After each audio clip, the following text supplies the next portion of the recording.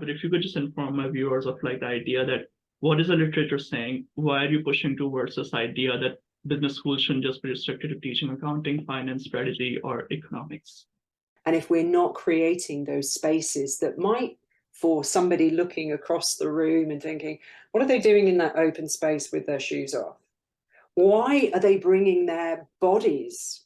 And I think sometimes people, they go back to that point of their own attitudes, their mindset, the assumptions that sit around, you know, what business is and how it operates, and, you know, organizations and the kind of culture.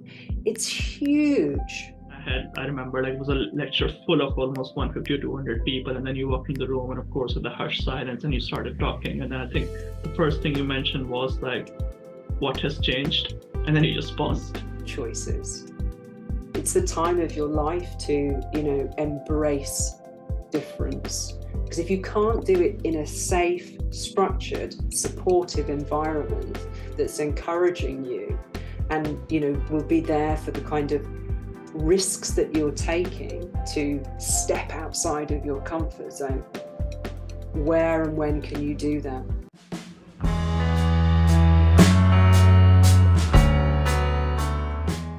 And then let's start again. Hello, everyone, whoever's watching today.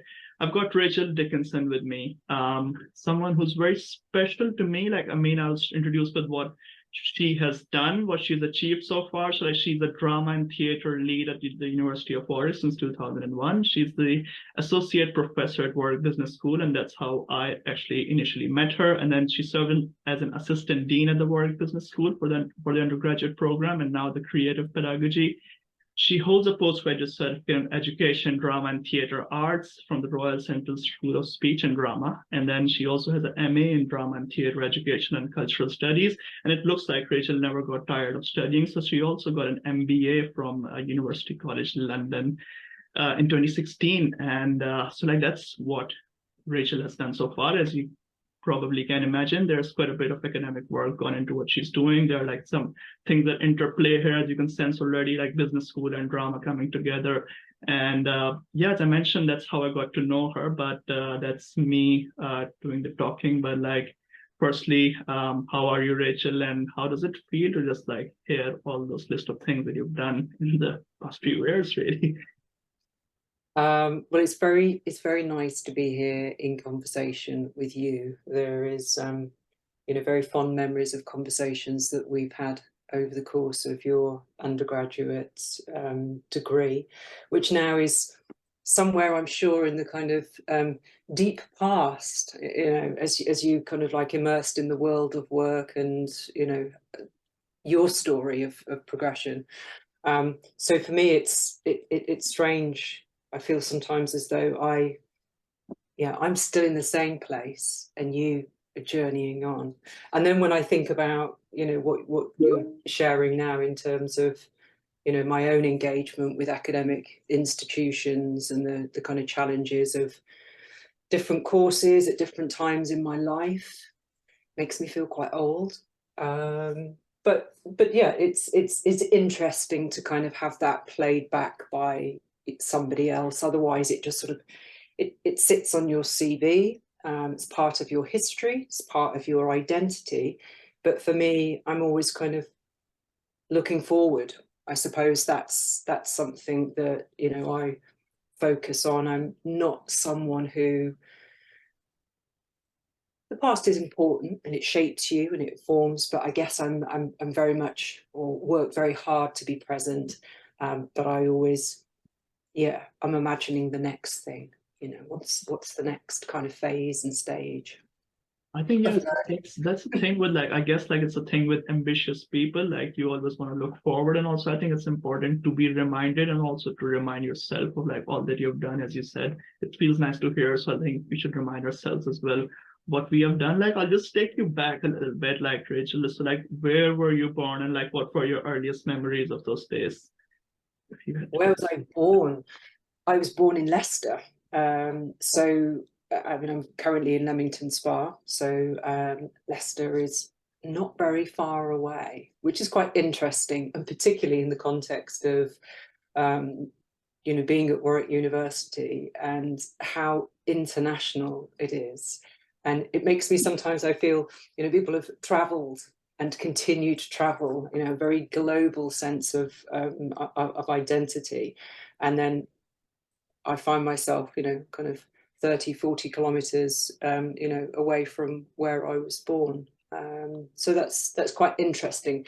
I find that, you know, just engaging with the students that I do, I think, you know, in all kinds of ways, I've been fortunate enough to, you know, to travel, and I've seen something of the world, but I find it interesting that, you know, I'm quite close to home, and, you know, my roots, I guess. So there must be something, you know, about the locality, and maybe about the place of work that's kept me interested enough to stay, you know, where I am currently.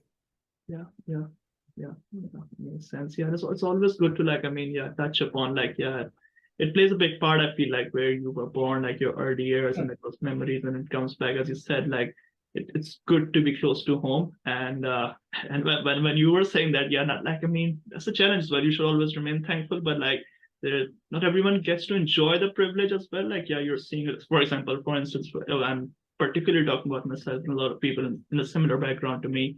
When I do speak to them, they've left home in a bigger city for nicer opportunities, for nicer things around them, but then there's a sense of like belonging towards going back home.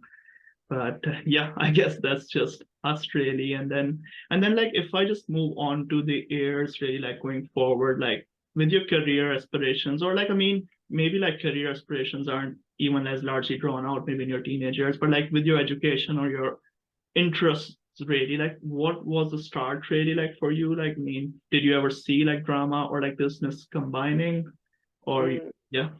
mm. Well, you know, when you I suppose ask that question about earliest memories, I think it begins I mean, of course, there are all kinds of memories in terms of growing up, of influences, of people and places, and I suppose inspiration and aspiration. But what I always return to with perhaps the strongest sense of connection and clarity was youth theatre for me. So sort of around, I've always been, I suppose, you know, at school, interested in, engaged in any kind of drama activity that was going on, school plays, whether you were performing in them or writing them or directing them. You know, that's where I felt, I suppose, comfortable, and I felt accepted in those spaces. And I had an opportunity, I think, to, I suppose, explore different aspects of myself without it feeling quite so fiercely judged as education systems can do, in the very traditional sense of them.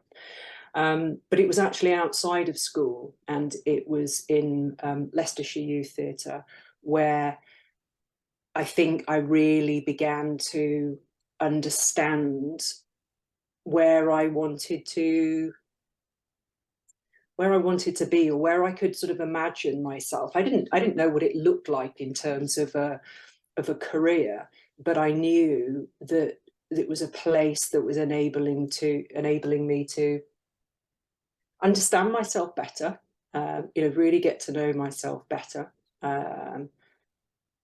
grow confidence in ways that perhaps school didn't always nurture. But the youth theatre felt like a place of real kind of beginning for me. And I was there for many years with great people who were really important influences. And each year we would take a production up to the Edinburgh Festival. So from the age of 16 into my early 20s, you know, I had this incredible summer ahead of me, you know, and I always found that, yeah, very, very comforting, very reassuring, because it was something where I felt that I yeah, I just had a better sense of belonging. I mean, you mentioned that word of belonging, and it's an interesting one that we're, you know, constantly kind of puzzling over in the context of higher education, and at Warwick specifically, you know, asking questions about what it means for people to belong. And it obviously means different things to different people at different points in their life, but also in the course of a week, of a day. But I just knew that I'd kind of found a tribe, not because it was people like me, but it was people, I suppose, looking for ways of making sense of themselves, you know, whether that was through becoming somebody else, you know, from another time or another place, or it was actually coming together with people who were interested in making and creating and telling stories. And I guess that was where my pathway into education, to drama education, to teaching, and to where I am now, that's where it was all seeded. But along the way, you encounter experiences that I suppose help you kind of discard perhaps certain pathways, and then you know, start to kind of forge others. For example, I probably got to this point where I realized, as much as I enjoyed performing, I was never going to be a professional actor. I never felt that, for me, there were too many kind of barriers, obstacles, I think, attitudes towards you know, what a career in the arts might look like, the fragility of that, the idea of what success is, and how many people really sort of succeed. And I think I was dissuaded of that, you know, as a young person. But what I found was that the kind of space created a way for me to think about other career possibilities that might come from working in the arts. And that's, I suppose, over the years, you know, what happened, that my work, you know, in drama education started to evolve. I worked in theatre education, or so I would tour to schools, we would take work out where we would perform, but the kind of work had an educational content. So as much as our audiences were coming to see theatre, there were perhaps themes, messages, content that was then going to be explored, you know, in the curriculum,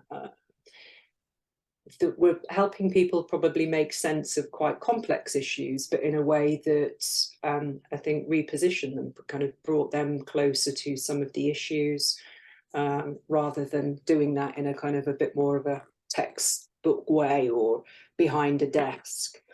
And then from there, you know, starting to kind of lead in a lot of kind of youth programs to make theatre with young people. And so each time it was letting go of certain aspects of kind of theatre, but bringing in new ways of, yeah, using theatre, I suppose, for me, to explore issues of kind of social justice or injustices, and yeah, just, I suppose, accessing difficult, complex issues, and often in difficult, complex environments, with young people who perhaps didn't have the same opportunities, access to the arts, you know, more broadly. So trying to bring work to them, trying to create opportunities for people to, you know, imagine their own lives differently, or you know, feel connected as part of an ensemble, create a sense of belonging. So yeah, long answer, but it's amazing, isn't it, at the age of kind of 15 or 16, and you don't know yet really what you want to do, who you are, what you're becoming, but yet you are attracted to, I suppose, people and opportunities that are helping you make sense of, you know, where you feel you can contribute. And I guess that was where it began for me, that I felt for the first time that I was, you know, making a contribution. And very, very privileged, I guess, in terms of where that contribution has taken me, and the people, that I've had the privilege to work with, the places. Yeah, I feel very fortunate.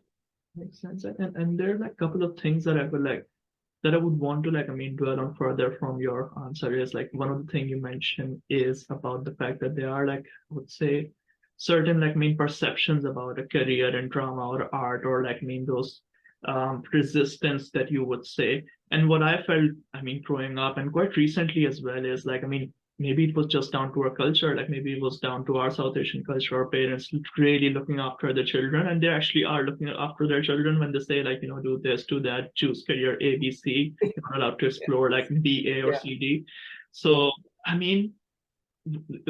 how difficult, and then that's something that I explored with somebody else who I invited in my podcast, well, who became a really successful cricket writer over the years from Australia, and he had similar issues with his parents growing up, and but then how was it for you, and what set of challenges do you see, and going forward, coming out of it now, is there and it's very difficult to define a right or wrong way to tell young people what you should be doing with your career, but how do you see this now that with the challenge of pursuing a career that doesn't fit the norm really?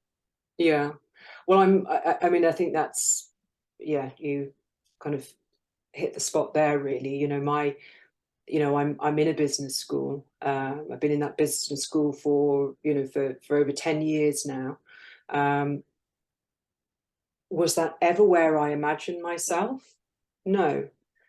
But actually the journey into it, as you start to kind of take it piece by piece, year by year, network by network, that you can see how paths can kind of, they're not, nothing's linear. And I think trying to kind of communicate that is a part of my role in the relationships that I have with students, in what I teach, in how I teach, trying to kind of open up attitudes, mindsets, but also a sense of possibility. What I see and what I notice in students beginning their that transition from formal education into higher education is there's that sense very quickly, curriculum narrows, young people are having to make choices about what they study and how they study very early on. You complete your GCSEs and then it just shrinks down, and you've got kind of 3-4 subjects if you're taking a traditional A-level pathway, different for IB.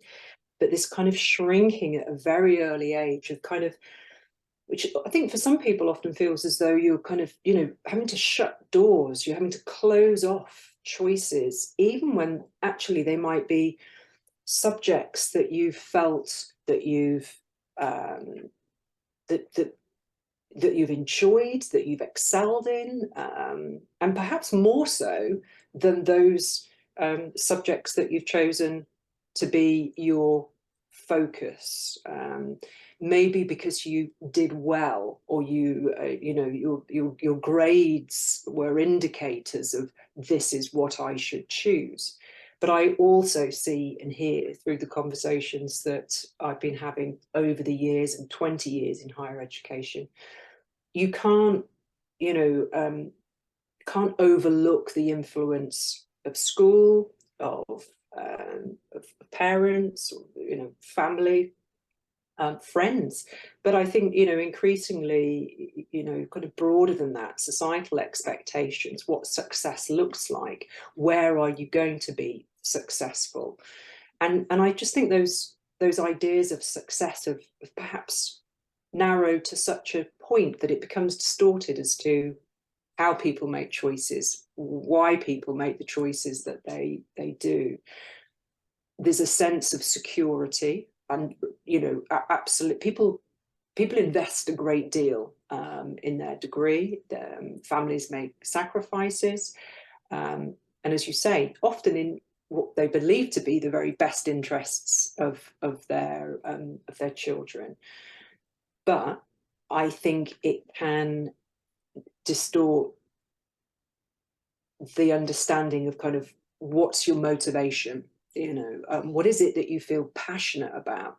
Because if I talk to people about passion and kind of curiosity and the things that make you feel like, you know, you're excited or you belong, or suddenly you've almost like wake up, they're not always the things that are directly related to your degree. They're things that sit outside of that, maybe things that you've just had to kind of leave to one side or pick up when you have time, your hobbies, your interests. And I think that's really tricky, because I think there is a lot of pressure, and I think increasing pressure on young people to follow particular paths that feel safe. And safe in the sense that they might be highly competitive, but they will provide in the sense of salary. They will provide in the sense of really kind of clear progression pathways, but also the way in which perhaps students are kind of socialized in their immediate learning environment to think that there are certain things that hold greater value, that hold greater respect, and therefore I think sometimes people find themselves following particular paths, but they're not necessarily there where their heart is.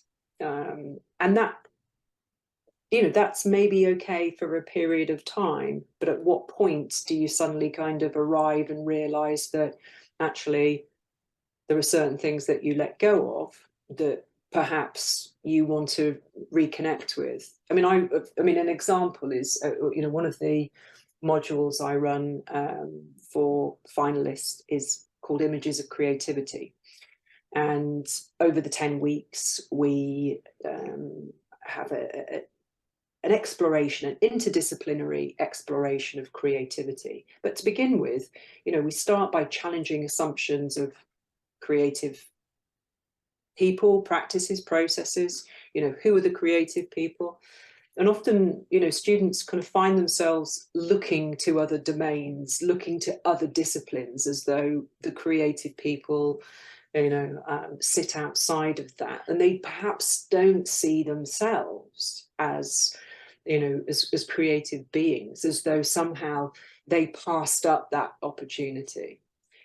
And part of my, I suppose, motivation and interest over those 10 weeks is to try and kind of reframe students' perspectives of themselves, and maybe even kind of awaken, you know, interests where they have perhaps, you know, expressed themselves differently, more clearly, more passionately, through whether it's music, through the arts, through you know, sport, whatever it might be, but just to kind of remind themselves that things aren't fixed. And I think sometimes school can very quickly put you in a particular box, package you off on a particular journey to a particular destination, to be a particular, you know, kind of success story. But I think, you know, when people probably have, you know, time, opportunity, or, you know, life events happen, it just makes them kind of question that sense of, who am I? What do I find fulfilling? And when you start to question, perhaps, oh, you know, there's that sense of how you've almost become a bit automated in the way in which you think and behave, and that you've stopped perhaps questioning the things that really make you happy, that make you feel good, you know, and start to ask yourself, you know, what does that kind of career look like? How do I want to spend my time? Who do I want to spend my time with?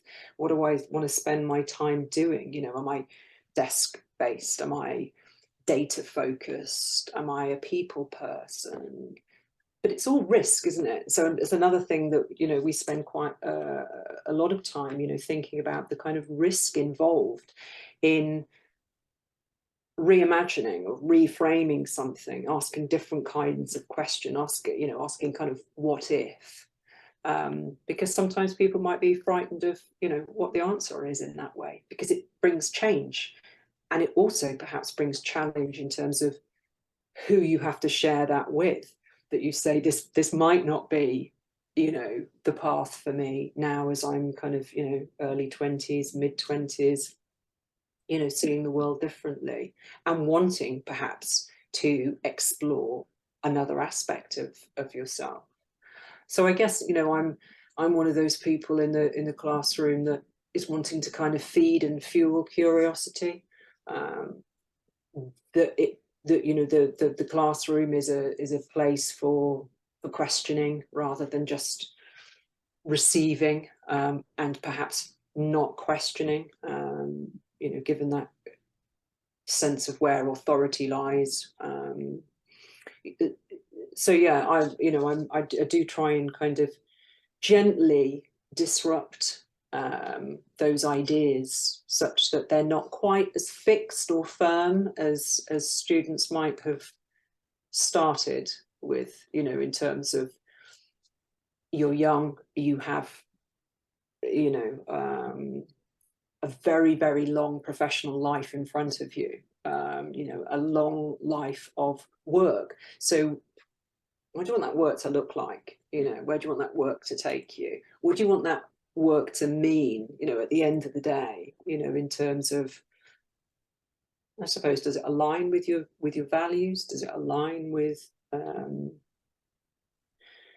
what you've been imagining work might really look like? It's complicated, but I think that's the importance also of kind of higher education, is to perhaps challenge those perceptions of what you or family thought, a degree could offer, where it would take you. And I think that's changed over the years hugely. The more people, go to university now, I think there's a real expectation as to where does it lead? Will it get me, the kind of security of a good job, with, understandably, with an income that's going to, give me choices, give me a sense of security. So sometimes it's hard to always follow our passion. Yeah. However, that life is a long life, that road is a long road, and it doesn't mean that you can't then detour. Yeah, no, I think that's well said, like the way you ended as well. Like, I mean, and I was having this conversation with someone else, and they mentioned that sometimes it is circumstances as well for you. Like, I mean, with like, yeah, what do you want to do? But as you said, like long term, I think it's about having a vision, something that you enjoy. And like I think, like, I mean, just for the benefit of my viewers as well, something like there's a book called Designing Your Life, and then it talks about this idea exactly, like start where you are for now, and then also like just not worry about like what you can't change. There are things that you just cannot change in your life, and then just move ahead with that.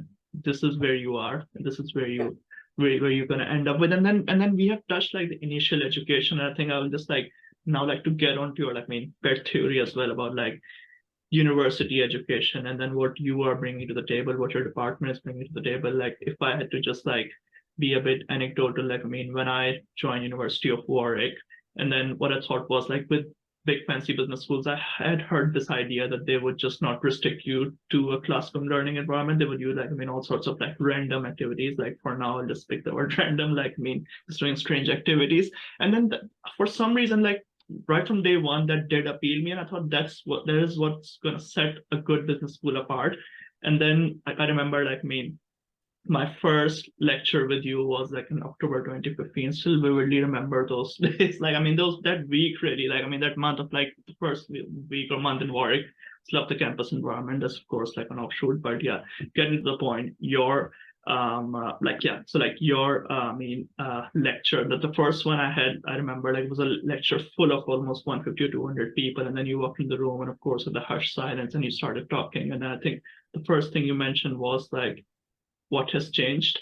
And then you just paused, and then just went on. And I think maybe like people raising hands, I don't have much memory apart from that, but I think that was a key question. And then over the years, we were just doing different activities, like, I mean, walking into a room without our shoes on, or like, I mean, just running around. I did a module with like Ashley as well, called Styles of Coaching and Team Leadership. And then I did mention that I'm doing this module to one of my friends. They did like mention, I mean, why would you do that? Like, I mean, why would you not learn something more relevant? I mean, that's just sound like that's just, I mean, to very nicely put it, that just sounds like a joke of what you're doing.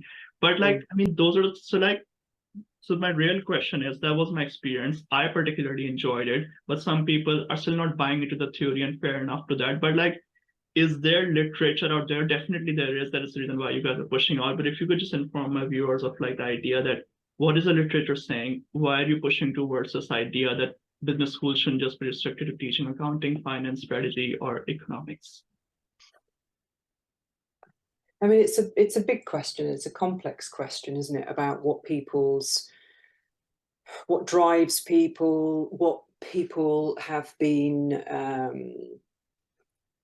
brought up to believe in terms of what counts, what's important, what's right, what's wrong. I find it very interesting that people are almost concerned about the choices that other people are making. So I've always tried to I recognize that, being, around for a long time. And as I go back to that point of being, somewhat unusual in the context of the business school, in the sense of my background and also my practice. I'm a pedagogue, I am a practitioner, I use drama and theatre as a vehicle for delivering kind of content, whether that's management, whether that's leadership, whether that's business ethics. It's about a way into content that is relevant to a business degree. And I think sometimes people, they go back to that point of their own attitudes, their mindset, the assumptions that sit around, what business is and how it operates, and, organizations and the kind of culture. It's huge. Business is, in every kind of almost action, decision, step we take. We're being almost governed by business, even the business of education. It's sort of, it's in every encounter we have. So I think people's, and it's this, why judge somebody else's kind of choices when actually university, a business degree, an economics degree, an engineering degree, is an opportunity for you to discover not only more about your subject, but yourself. And if the university, if a department doesn't create, different ways into that subject, opportunities to learn, Warwick, for example, the kind of real drive for interdisciplinary practice, for people to really test and challenge themselves, to question what they thought they knew, not just learning hard things. I think sometimes is that idea that you come and you continue as a consumer, consuming knowledge, but you're also kind of knowledge producers, and therefore equipping you with a diverse range of skills and experiences are part of building your capacity and competence to really offer business organizations something new, rather than the person that's kind of just coming in to be shaped, that you can actually be a shaper, that you can be an influencer, that you can be the person who asks that question about what if.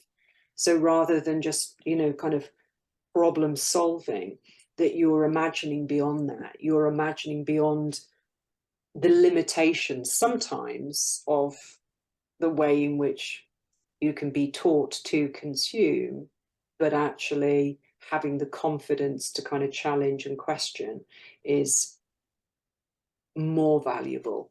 And in a very, very competitive marketplace, the more a student can diversify their portfolio in the curriculum, outside of the curriculum, and the kind of, you know, the opportunities that are offered out there, it just puts you slightly, I believe, ahead in that sense of what you can bring to the table.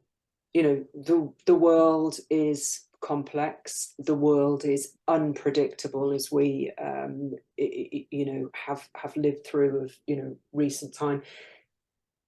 Our capacity to adapt, to be resilient, is dependent on our capacity to be imaginative, to be creative. And if we're not creating those spaces that might, for somebody looking across the room and thinking, what are they doing in that open space with their shoes off? Why are they bringing their bodies to the learning environment? You know, there aren't any desks, they're out of their seats, they're interacting, they're making, you know, things physically. You know, people looking at that because they can't see by just looking in.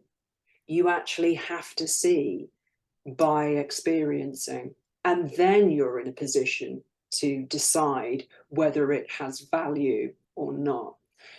And to sit in judgment as you walk past a room or somebody tells you what you did it's quite narrow, and particularly if you were, let's say, going into banking, or you're kind of taking on, progressing into kind of you know, managerial positions, leadership positions.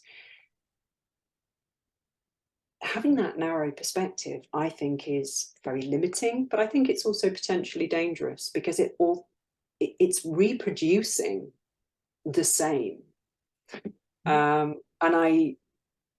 I would like to think, you know, of myself, and my contribution is to help people make their own decision, you know, about an informed decision, you know, about how they grow and develop, and how they challenge perhaps those assumed narrative of what business folk, you know, do, what they need to know, what they look like, how they should present themselves. Because I go back to the complexity of the world that we live in, and the problems are huge. And you know, I think if we can contribute very early on at the start of that undergraduate journey to offer different experiences, insights, you know, to really kind of diversify in a supportive way, then there is a contribution there to say, actually, let's look beyond this, you know, degree. Let's look at society. Let's make some kind of connections with the challenges that exist, and let's try and equip you for being part of a you know, a real challenge and change to that. And it's difficult because, yeah, people very quickly adopt a particular mindset about the way things should be, and about, you know, yeah, what you should be doing and what you shouldn't be doing. You know, going back to the point you're making about, you know, module choices. It's the time of your life to, you know, embrace difference. Because if you can't do it in a safe, structured, supportive environment that's encouraging you, and, you know, will be there for the kind of risks that you're taking to step outside of your comfort zone, where and when can you do that? Because as you get older, as I'm sure you know, experience, you know, a witness to around you, it gets harder for people to change, because the way life is, it's understandable, because the more pressure to perform, whether that's, you know, just in terms of, and I say perform in the sense of grades, consequently, you know, how that, you know, then, you know, becomes your degree classification. This idea of stepping outside of the conventional, to do something that might not immediately resonate or fit with perhaps how you perceive the sector, looking at it. It's really interesting that, what drives a choice, what that module choice, for example, looks like on a CV, this idea of whether people will value that. It's a title, ultimately, and there might be a particular vocabulary that people are almost compiling in their portfolio that they believe, will be appealing to a particular organization or industry that they are hoping to be, recruited by. But I also think it creates, there's an argument for making a choice, an informed choice about modules at different stages that complement, but also reflect, something of other interests, or why you might, for example, taking a language alongside, a more conventional finance module. I mean, there are certain things that you need to do in order to pursue a career for certain kind of pathways. I mean, that's evident.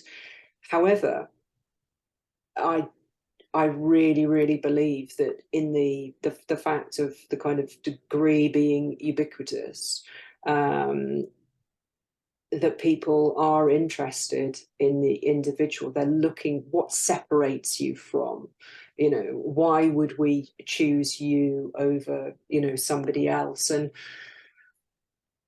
there's also a sense of you choosing. I think we get into this kind of attitude that I think, we probably had this conversation at a time of, you trying to kind of, secure next steps. And, I remember that sense of anxiety that you felt around next steps and about acceptance and what more could you do, to kind of present yourself in a way of saying, look at me, look what I've done, look what I've achieved, look what I can do for you. And so at that point, you can do all kinds of things to present yourself on paper, but just developing those skills that are, potentially lifelong skills that actually are looking at different kinds of knowledge, and an example of that is, maybe choosing a module that, really encourages self-reflection, that encourages a focus on you as an individual rather than subject knowledge and being able to represent that in an exam. And in a sense, things like, automation and, chat GPT, it's changing the way in which kind of knowledge is considered and the way in which knowledge is presented, because at the kind of a tip of your fingers you can get answers to everything. So how else do we need to work with AI, work with that kind of technology to develop people such that they're really drawing on a different skill set, that, again, I come back to that word of kind of consumption of knowledge or the reproduction of knowledge, and that people are asking very different questions about how they can contribute, to an organization. And I think people quickly see that, the kind of confidence, competencies that people bring and the way in which they can apply themselves. And I think that starts to show itself more quickly, in those kind of grad schemes of who sort of surfaces, because they actually have perhaps a richer skill set to draw on. You have your core, what is required, but you have also encountered education in ways that, bring out new ways of seeing the world, of being in the world. That's not a bad thing, I think, as part of it might be a bit scary, it might be a bit unsettling, and yes, it might involve, a degree of risk but it's in such a way that is pushing you gently to sort of see yourself differently, and to understand knowledge in different ways beyond the kind of what has become quite narrow at school, I would say, performing or for the test. Yeah. And I think, as you mentioned, like, I mean, the middle of your conversation as well, was there are certain, like, I mean, parts of knowledge that we need, like, I mean, that's absolutely, there's no doubting that. And we're not trying to undermine that when we're discussing this. You need to know finance, accounting, economics, whatever you're studying. But then, like, there's a need to, like, I mean, maybe expand your horizons a little bit. And as you said, it's just about, like, it's just like maybe sometimes as an insurance option as well. Do you have some like light bulb in your head that may light up whilst doing those things?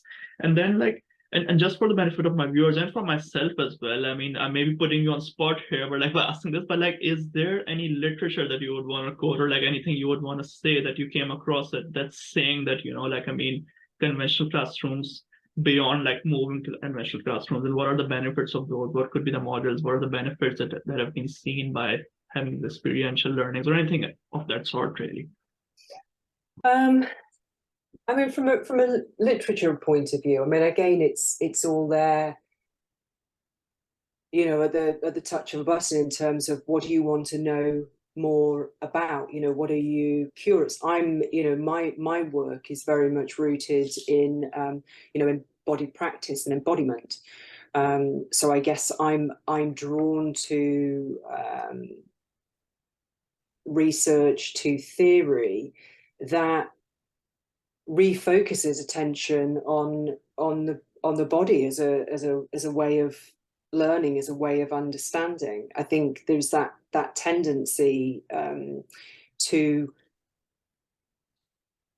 be quite narrow in the way in which we think about knowledge, and that kind of intellectual, very mind cognitive kind of sense of understanding, when actually we have this phenomenal resource.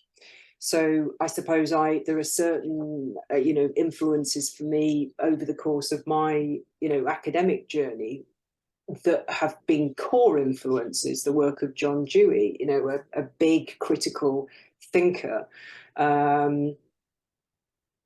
but somebody who very, very early on, a long time ago, recognized the wholeness of the learner. And that for me, for the work that I do, that was really, really important to kind of find those connections with authors and with real big critical thinkers that I suppose challenge and influence you, and also help you kind of progress your work.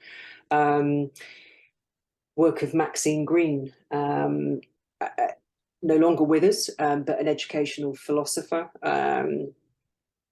America, I suppose I'm very attracted to kind of philosophy and education, but she was a huge influence, still is, because of this engagement with the imagination.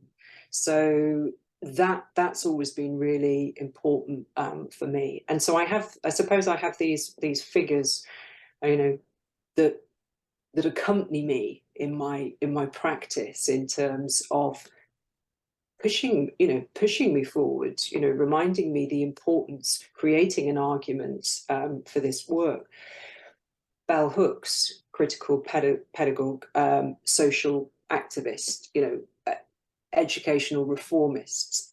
Again, another kind of strand, saying that, for me, that education is a practice of democracy. It is a practice of inclusion. And so there are academics that are very, very kind of core to my interests and practice. And I think it's also a kind of a body of work that sits around liberation. That's really important, this idea of freedom in education, and consequently freedom, in the world around us. And therefore I go back to the sort of practice, and what my classroom looks like is, giving giving students a place where their voice is equal to, is valued, where you're learning from your peers, where you're learning through almost hearing yourself explore and experiment. Because often, because of those hierarchies of knowledge, or the way things should be, or what you need to know, somebody's making that decision. It's somebody's judgment, which is based on a particular set of values. It's not because it's the right approach to education, or this is, what is believed to be better in terms of, what you need to know. And so often, organizations will say, you come with your degree, we'll teach you what you need to know, because we will teach you the way we want you to learn in the context of, our organization. And I hear that a lot from, graduates, in terms of what do they remember, about their degree when they look back, or even, current finalists now that I have, and already the things that they've forgotten. So what does that sort of say in terms of, what stays in our memory? What can we actually use? What can we apply? What do we draw on from what, we have studied? What do we take forward, and how do we use it?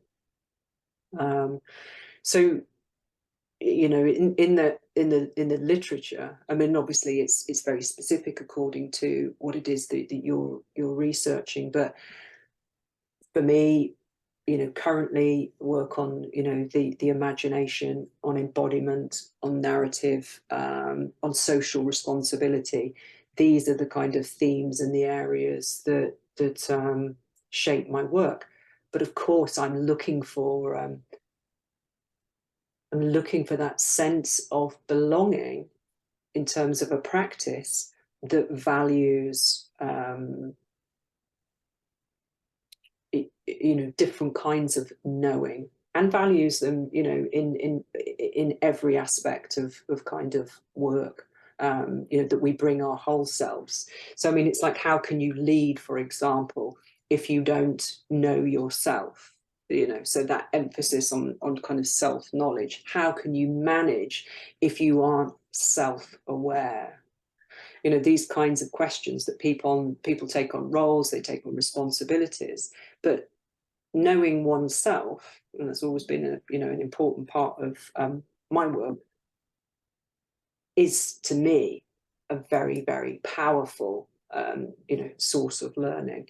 And perhaps that kind of, in that self-knowledge, you're able then to kind of carve out a career pathway that enables you to develop spaces, practice, work, opportunities that also kind of play to your interests and values, and the things that you feel passionate about, things that you care about. And I guess I'm also encouraging that in my practice, to be in a classroom and say, what do you care about? Why are you here? What motivates you? What matters? Not just, well, it matters that I'm going to get a good grade. That's a given, isn't it? I mean, that matters to everybody, that you kind of, that your success story is that 2-1 first-class degree. What really matters, and what do you really care about, are the kinds of questions that, are coming up, whether I'm teaching, ethics, whether I'm exploring the role of creativity in, entrepreneurship or leadership. There are some core kind of values, to be explored and considered, not just, what do I kind of need to know. Yeah. And I think that's a very, very good point when you say that. Yeah, like, I mean, asking the right questions as well, because what I felt, and maybe I was like reading this somewhere as well, is like this backed by theory that your mind like sometimes tends to be lazy, like with the first option. So, and we might just be like living our whole life, or like, I mean, making key life decisions like on that first option, and maybe on menial things, we're working really hard on getting it right. So it's really important to explore that side of yours as well, I feel. And then I think, yeah, and then like, I mean, one, like, I mean, key overarching theme of like, I mean, starting this podcast series for me was about like exploring the idea of success. And success could mean a lot, I mean, a lot of different things for a lot of different people. And like, for me, maybe my definition of success is very different.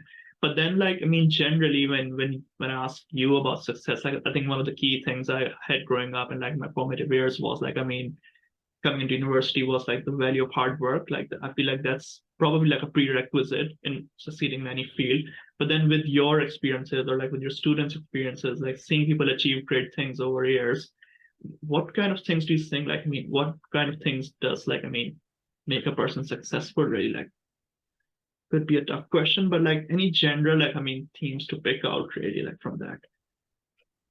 Yeah, I mean, success is it's an interesting one, isn't it? And it's incredibly subjective. However, I think increasingly, and maybe in the context of a business school or a Russell Group university, you know, people arrive with a particular idea of success because they've had to work very hard to achieve, you know, the place. They've got top class grades. So you arrive, you know, the kind of there with this, you know, incredible set of achievements. So that already has fixed this idea of what success looks like. Well, success looks like it gets me access into, you know, a high-ranking institution. So success is being molded and shaped very early on. What are the rewards? You know, when we talk about success, there are these rewards, and if you work really hard and if you do that, you get X, you get Y. In this context, this conversation, you get a place at this university. What does success look like as you carry on? Well, that's to do with grades and outcomes. So it means that I will continue. I'm looking now for that first class. You know, when you think back to your first assignments, I don't know what you got, but, you know, managing people's expectations, because actually you're moving from this formal education system into higher education. Just understanding that question, what's changed, what's different, takes some people, you know, longer than others to recognize that you're not just, you know, sustaining or kind of that level of top performance, you know, of A grades and, you know, first class outcomes, because you are learning again, you're learning new academic skills, and you're learning to apply them in a different way. But I think that's, you know, that idea of success. We have to keep challenging, you know, the notion that it just isn't what lies in a grade outcome, you know, or in rankings. Yes, again, they can be great, and they can open doors. But I think in terms of success, you know, who's driving that? What's driving that, you know, are more important questions to ask. Because I think people spend a lot of time looking over their shoulder or to the side and thinking, what has somebody else achieved? What internship have they got? You know, what grad scheme have they, which kind of, you know, big auditing firm have they secured a place in? When actually, you know, success can mean very different things, and does, and it evolves and changes over time, as you do. And so people might think that success is you know, a great starting salary. Well, that's a great thing. It's you know, no one's going to knock that. But is that success? Well, I think that depends, you know, who's listening to that, because it doesn't always equate to happiness, fulfillment, doing something that you love. There are those kinds of questions around success. So I think trying to kind of challenge the dominant narrative of what success looks like in academia is really important, because people have very different starting points. It's a place of growth, of change, and hopefully opportunity. So I think success is made up of different things. The fact of, you know, successful students, people will have different, really different kind of ideas and thoughts about this. But, you know, the kind of, when I'm in a class, I sometimes kind of can see success manifesting in different ways very early, you know, as a first year, and thinking they are already standing out, not because of what kind of comes in, you know, in a kind of academic package in terms of the assignment, because of their curiosity, because of the questions that they ask, because of the humility that they bring to the space, a willingness to be open and listen, you know, to people around them. There's something about, you know, a humbleness, I think, also that comes with success, and authenticity. You know, really learning to bring something of yourself, you know, rather than perhaps performing an idea of what success looks like. And I think that can be, I think that's really difficult sometimes in particularly in the business school for students to kind of manage, as I say, that sense of feeling comparing themselves with, as if there is one size, there is one fit. And I want to kind of dismantle that idea as much as possible, as often as possible, to say there are different kind of paths, there are different outcomes, and that success, whilst it's important to kind of question it and ask yourself about, you know, the question is, what does it look like for you, and how is that changing? Because often success is defined by other people, often by perhaps family members, because you want people to be proud of you. You want people to recognize your hard work, and hard work is often rewarded by grades. Grades then kind of dictate, you know, kind of next steps. They're important, of course they're important, but it's also kind of going, well, what else? What else matters? What else counts? Because your undergraduate degree shouldn't define you. It should be a building block that brings confidence, that brings, you know, belief, that does open doors, that does create opportunities, but it also creates choices. You know, in an ideal world, I think it's, as I go back to that point, it's a very, very overcrowded marketplace. So if we go back to me and my narrative about being able to fulfill my passion in my professional world, and that's what I've done, you know, I've been able to bring the things that I love into the work that I do. So going to work has always been a pleasure. It's you know, of course it's challenging, but I've been able to bring to work and bring myself to that space because they're things that I believe in, they're things that I value, they're things that motivate me. So I'm fortunate in that way.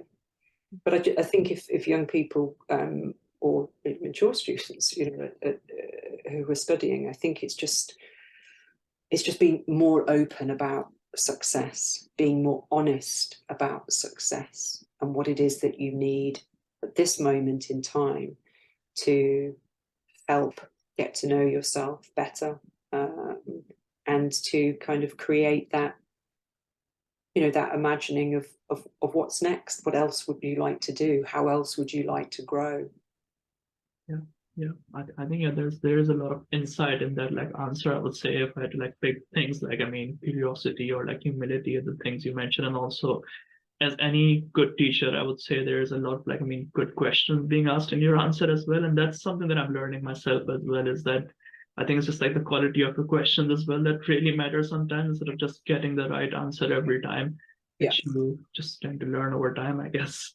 And and like, speaking of time, Luke, I'm conscious of your time. And then like, I mean, I think it's like a final remark really as well, is like is, I mean, I clearly remember like having those conversations with you over the years, like being in student council, or like, I mean, for academic work or for non-academic work, just like career counseling, I would say, is that I would just like walk in your office and it would just be like full of books all around. Like, and over the years, is there like, I mean, any favorite book that you have? Like, I mean, for your life, you have to pick one, like any book, and like any key takeaways really from that book.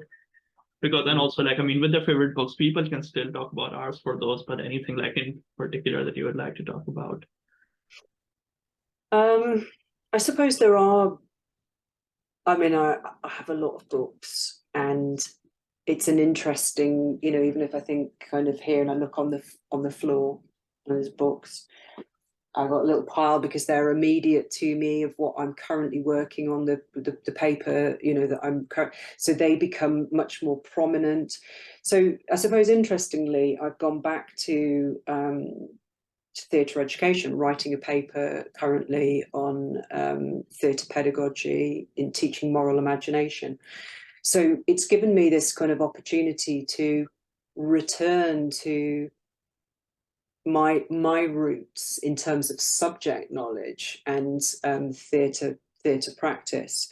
So I've been going back to the kind of, I suppose, yeah, theatre directors, the work of Bertolt Brecht, of Stanislavski, of Augusto Boal, because they're figures that have influenced my theatre practice and why I have made theatre and why I bring theatre into the business school and into the classroom, because they are ways of, I think, inspiring different perspectives on subjects that are complex and are challenging. And I don't just want to kind of reduce the learning to a single answer, particularly in the context of ethics, this idea of, you know, kind of binaries. And I try and kind of resist that sense. It's about, I suppose, influences theatre practitioners that are engaging actors and non-actors in a sense of debate. And I think the more active and awake and alert we can be to what's happening around us in the world, in the classroom, as a, however temporary, ensemble, then I think collectively, you know, we have the possibility to kind of imagine how things might be otherwise, rather than wait for someone to say it should be like this, because the world is unfair, it's unequal, and I like to think that we might be asking some questions about how we might readdress the balance that has got out of control. Yeah, I think, yeah, that could be like a good point to conclude as well. I think that again, like, yeah, it's an interesting thought really. And then I think, like, yeah, it is, I mean, yeah, I mean, just on a lighter note as well, I feel like, yeah, when I sometimes, like, yeah, when I'd walk into your office, like, for some, like, those academic discussion or like for career counseling, I feel like I was just getting counseling for free, and you just threw in the word like anxiety as well in the middle, and then there's like lots of books surrounded by you. That was quite helpful. But yeah, no, it's an absolute privilege, an absolute honor, and like, thanks for your time as well. And I do realize the different commitments that you must be serving. So honestly, like, yeah, thank you so much for being a part of this.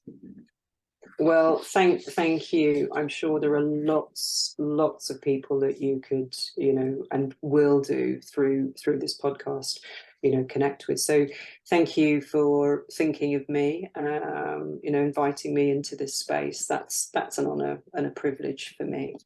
It always has been and will continue to be a pleasure talking to you. Right, thanks, Rachel.